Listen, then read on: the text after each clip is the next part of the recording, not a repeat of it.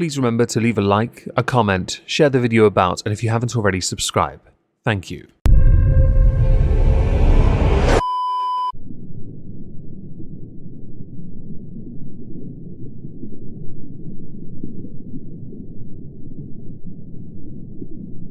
Well, isn't this just fantastic?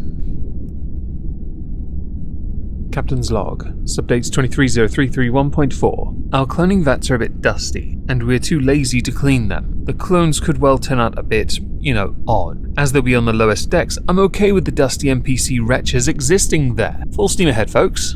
Hello everyone, welcome to the exhibition of stupid people. Today we are going to start with the principal from Florida, move over to Gwyneth Paltrow, then talk about Rick and Morty, and perhaps a little Brie Larson. So to start, we have to go to a school in Florida after a complaint arose from a Renaissance art lesson where students were shown Michelangelo's statue of David. That statue is arguably one of the most iconic and famous in Western history. One parent, though, decided to complain. Now, if you know anything about the statue of David, it is a 17-foot statue depicting an entirely naked David, as in the biblical figure who kills the giant Goliath. The lesson was given to 11 and 12-year-olds. This includes references to Michelangelo's creation of Adam painting and Botticelli's Birth of Venus. The obvious issue arises when you are showing children nudity. One parent complained the material was pornographic. Two other parents had said they wanted to know about the class before it was taught. When I was 11, in year 7 at Reigate Secondary School, I made a penguin out of clay. That was what I did. I don't recall being shown this. I will agree, it is a bit inappropriate to be showing to children, but it is also a fundamental part of human history. So is it pornographic by nature? I'm not entirely convinced. I do recall during some very top-end religious eras that any statue that had nudity in it had the nudity removed. The statues then became eunuchs. Although since none of that genitalia is functional, they're eunuchs already, aren't they? Whether it is appropriate enough or not, I tend to lean in favour of it isn't appropriate. I do not believe, though, that the consequence for the principal was fair, and what is fair can be quite subjective. Principal Hope Carasquilla, if I mispronounced her name, I'm very sorry, of the Tallahassee Classical School, said that she was given an ultimatum by the school board to resign or be fired. However, she does not know if the reason she was asked to resign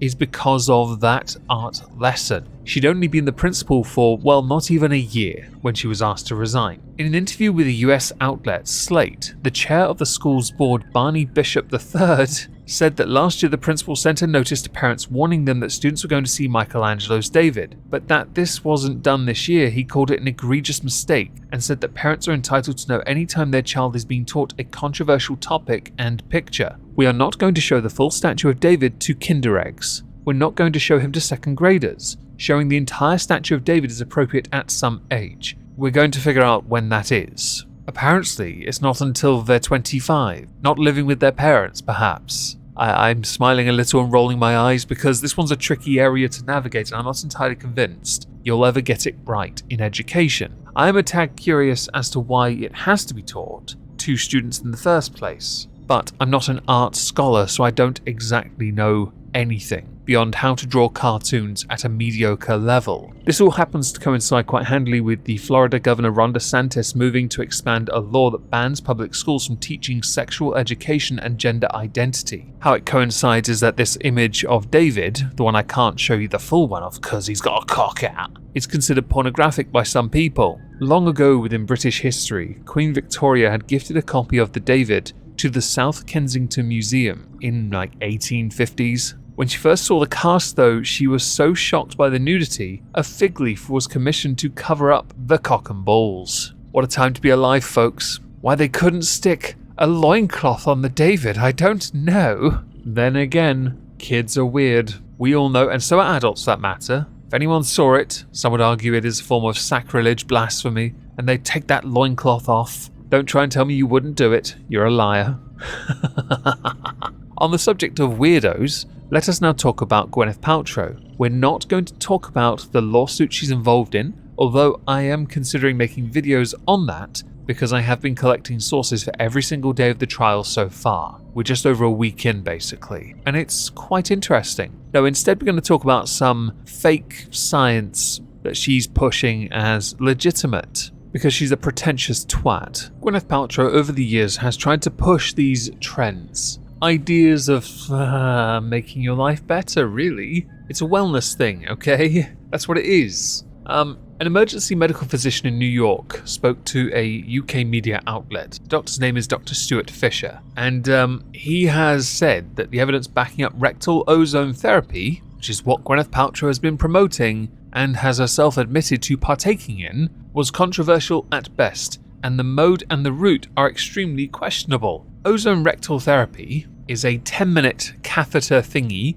that pushes ozone into your bum. The claimed health benefits would include modulating the immune system. Why? Because the lower intestine likes to absorb things, everyone. Detoxes the body and turbocharges the metabolism. I hear having a good diet does that. It also claims to reduce the stress on the lungs. Not smoking would help with that. Not living on a mountain, perhaps. Not taking so many body shots in a boxing ring. Also, this implies that much like talking out of your arse, you also breathe out of your arse. I don't think you understand how the respiratory system works here, Gwyneth. Ozone treatments cost about $1,200. Many choose to do them at home, not just because they don't want someone else sticking a pipe up their bottom with Lemmy Winks being in close proximity, but also because once you've spent the money buying everything you need to buy, the treatment itself is actually cheap. The generated ozone collects in a bag that then attaches to silicone tubing, which when fixed with a catheter and inserted about 3 inches into the rectum, shoots ozone into the body. Only 3 inches, eh, Gwyneth? I think you just shamed Chris Martin. Other claims would include a reduction in inflammation, okay, and bacteria. It encourages cell regeneration, promotes anti-aging, improves the immune system, and wards off heart attacks. Okay, do forgive me if I at any point seem like I'm going to cry with laughter reading these claims. Let's go through each one in turn, shall we? Modulates the immune system. No, it bloody doesn't. It's ozone. O3. That's all it is. Detoxes the body and turbocharges the metabolism. If you want to detox the body, a laxative is easier. And your metabolism, you can't turbocharge the metabolism. At best, you might be able to slightly recover what it once was, but as we get older, it gets slower. Or if you're already quite a large person, it will never be that fast to begin with. Reducing the stress on the lungs means you're implying a third lung somewhere down by your bottom. You're an idiot for thinking that. There is no scientific evidence to support the claim that it reduces the stress on the lungs. The idea of reducing inflammation, I mean, you've introduced something alien to your body. The inflammation will only go down once you stopped, I don't know, having your ass blasted. Along with reducing bacteria. Good or bad? Really? It encourages cell regeneration. Now this one intrigues me, because I don't recall humanity being a form of Time Lord. Cells regenerate anyway. Cells die and are replaced. It's called mitosis. Human bodies fully regenerate every 7 years. Every organ in the body dies at some point, but new cells take its place. Everyone knows this. Promoting anti-aging. There are creams for that. Improves the immune system we've already spoken about and wards off heart attacks. Well, if you've reduced the stress on the lungs, there may well be a claim there, but in this, the heart, a muscle. Do you know what wards off heart attacks? Sod all. There are people who will have a heart attack at a completely random moment in their life. It cannot be controlled. Things like that do just happen. For the vast majority to stave off such a thing, you live the healthiest life you can. The best life. Make sure your heart gets everything it needs to be the healthiest it can be. O3 is not it. I promise you that. Sticking it up your bum. I really wish you'd do it with helium. I just want to see how high you lift off the ground when you finally shart that out. Oh, and just because I'm that guy, ozone is highly unstable. It can in fact, if inhaled, damage the lungs. Its boiling point is the negatives. How are you this stupid? I could now do a 10 to 15 minute rant on what ozone actually is, as opposed to the shit you're putting into your bum, which is the complete opposite point of a bottom, other than for women to mostly just work out in the gym because apparently they don't know how to work out any other part of their body because they're all flat-chested apparently.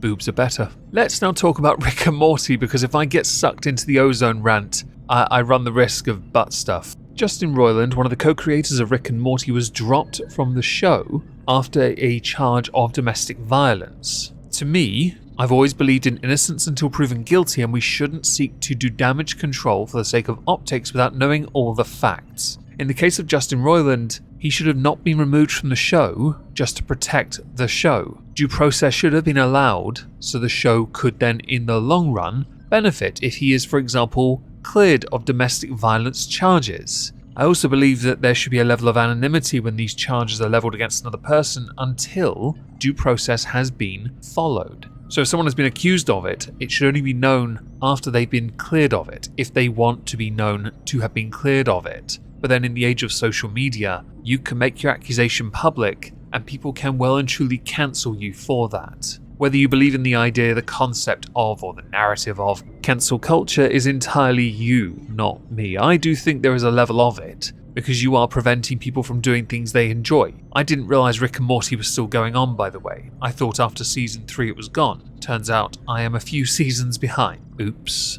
In the case of Justin Roiland, a spokesman for the Orange County District Attorney's Office called Kimberly Eds confirmed that the charges were dropped in a statement, saying, "We dismissed the charges today as a result of having insufficient evidence to prove the case beyond a reasonable doubt." Following the verdict, Roiland shared on social media, "I have always known that these claims are false, and I never had any doubt that this day would come. I am thankful that this case has been dismissed, but at the same time, I am deeply shaken by the horrible lies that were reported about me during this process. Most of all, I am disappointed that so many people were so quick to judge without knowing the facts. That it may have succeeded even partially is shameful. However, now the legal case has ended, I'm determined to move forward and focus both on my creative projects and restoring my good name." When he was accused of this, Adult Swim ended its association with Roiland, who voiced 2 lead characters in the show. Hulu dropped him, where he was working on Koala Man and Solar Opposites. There are other claims that perhaps there are 5 reasons, according to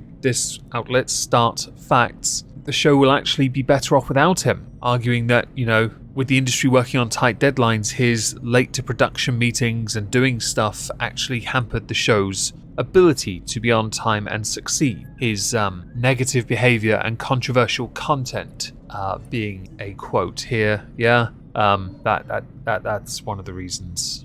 My view is you should have dealt with that elsewhere. You shouldn't use the DV accusation which has been thrown out as a reason to justify everything else. Justin Roiland deserves his job as much as anyone else. He co-created Rick and Morty. He may have had a level of unprofessionalism when it came to the production of the show, but he wasn't accused of that, was he? He was accused of domestic violence, and you acted on that as a reason to then get rid of him for the sake of optics, which in turn backfires on the show, Adult Swim and Hulu, because they're now getting crap because of how reactive they were. So let's now move on to the final subject, the super brave, talented, in the face of all the negativity hero that is Brie Larson. It takes a special kind of person to withstand 4 years and counting of a ceaseless stream of pure dumb hate. But that person is Brie Larson, who is able to stare into the ugly face of Twitter every day and respond by sharing, say, a cute croc-wearing selfie. It's the Captain Marvel-style latest revelation, though, that proves just how fearless she really is.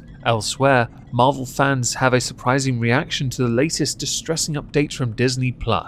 Remember that wild year when Larson joined YouTube? To have an Oscar-winning actress at the height of her power switching to vlogging was an unexpected career shift. But now the Marvel's headliner has explained the thinking behind her decision. It turns out Brie Larson wanted to prove that by becoming a YouTuber she wasn't going to get cancelled. She was never going to get cancelled in the first place, fluff piece. No, actually, instead of cuddling her balls, she was getting hate because of her performance as Captain Marvel, one of the most OP pointless heroes to ever exist ever. Not even a joke. Her acting was wooden. The delivery was akin to that of a Mary Sue. Here's your powers, now go and annihilate everyone and look strong doing it. Her arrival in Endgame annoyed people. Let's face it here. The Cavalry is one person who managed to bish slap Thanos, thereby rendering his entire war everything about Endgame and building up towards it redundant because Captain Marvel could have just rocked up and beaten him into submission earlier on. She joined YouTube and hit over 100,000 in less than a week, I believe. Congratulations to her. Genuinely. If she truly believed that by doing that she was going to prove the point she can't be cancelled,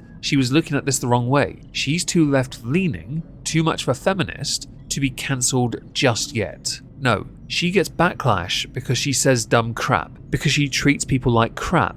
If anyone remembers the tour promoting Captain Marvel, how she treated male journalists was astonishing because she refused to allow them to interview her. She only wanted strong women of colour. Bitch, you are not a white saviour. You may think that by backhanding, the critics, by acting like a you go girl type, it makes you look stronger and them look weaker. No, Brie Larson benefits from being quite wealthy, and her white women privilege is quite handy in this aspect, because she can use it as a suitable shield for the crap she espouses, much of which was debunked, yet she still peddles it. And if any of the rumours concerning the next movie she's in, The Marvels, is true, then it makes her look even crappier, quite frankly. Captain Marvel is a very one-dimensional character, which handily suits quite a lot of your acting in a number of projects you've been involved in. I think the only time I saw any variety was when you were in Kong Skull Island. You seem to do fear quite well.